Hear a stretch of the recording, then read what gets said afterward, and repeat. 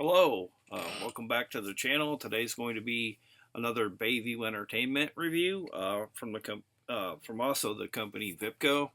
Kind of highly endorsing them as of late.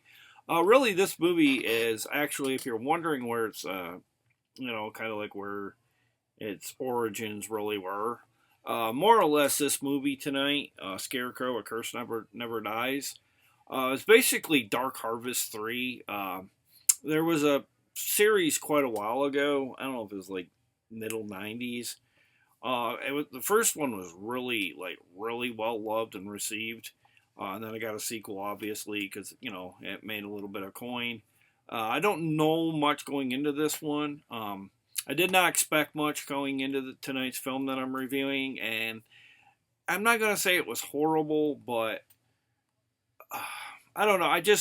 I feel like the introduction to this movie, uh, the performances were kind of goofy. I'm not trying to be unfair here. I'm trying to be honest, but let's get started. Uh, it says when the vile James brothers murder an innocent woman to take over her land, her dying breath places a curse on the family through a scarecrow. Years later, a descendant of the James family has taken his friends to the old cabin for the weekend. They soon find the curse, and the scarecrow are still wanting blood.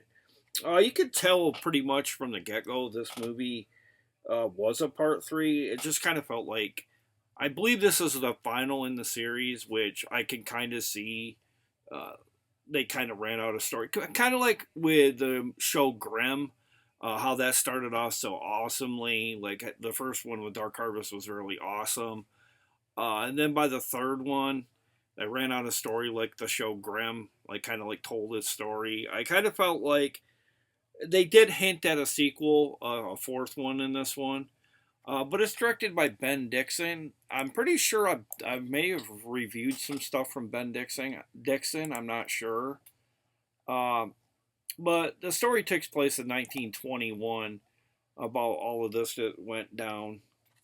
And basically, it's about 63 minutes in length. And it came out on November 3rd, 2004, physically, I guess, here through VIPCO. A lot of this film was filmed in Tennessee, which did very much feel like the backdrop for like the series of Pumpkinhead. It kind of had the outdoor shots of the film. Felt very much like a Pumpkinhead installment.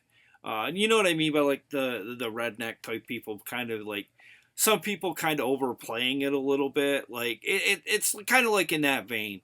It's definitely not going to be for everybody. It had its moments too, but once it got into like up to date in the story, it got considerably better.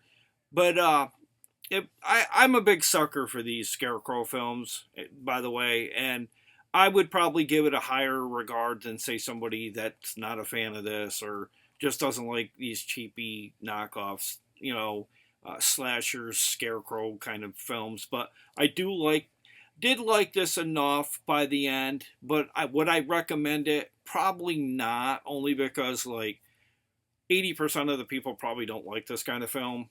No knock, no knock on the cheap film because my channel is based on a lot of cheap films and fun films. But this one, I think the slow beginning kind of took me out of the mood for its final payoff. But it did, it was some pretty cool kills in its own right. But this is from Bloody Moon Films as well. But I did think it was an amazing movie in terms of how they shot the film for only $10,000. Really pretty good practical effects for that cheap of a budget.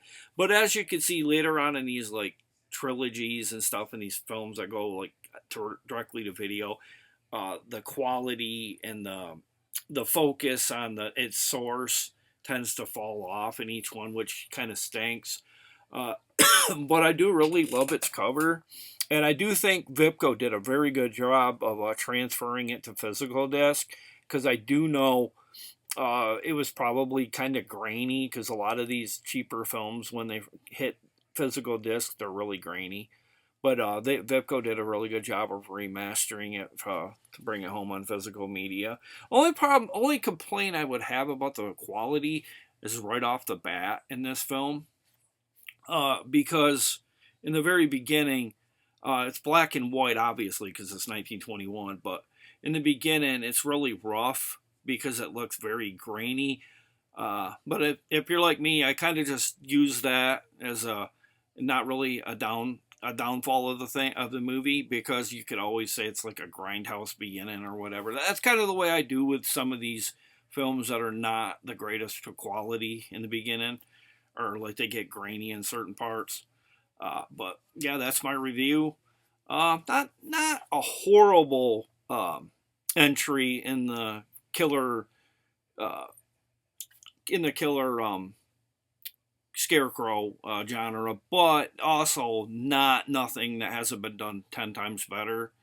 Uh, but you can currently catch this on Plex streaming service, and you can rent or buy it on Amazon, either Prime or just, I don't know if it's, you can buy it on Prime, or it just means you can buy it on Amazon, because I don't see Prime, so I'm guessing straight up Amazon. But if you like movies such as this, you might like Puppet Master, The Littlest Reich, Dark Harvest 2, The Maze, and Dark Harvest that I believe, just came out last year. I hear good things about that one. But yeah, check out any of them films. If you're a sucker for serial killer, supernatural slasher, Scarecrow like films, then you should like this. And if not, probably not your cup of tea. But that's my review.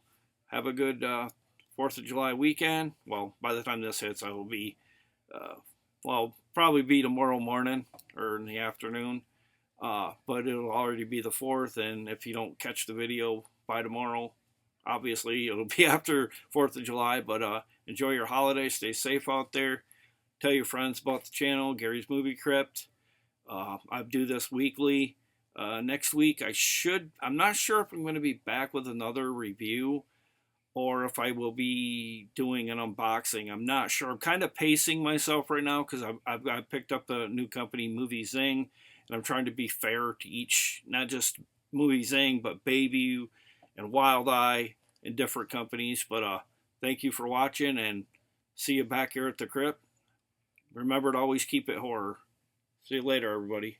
Bye.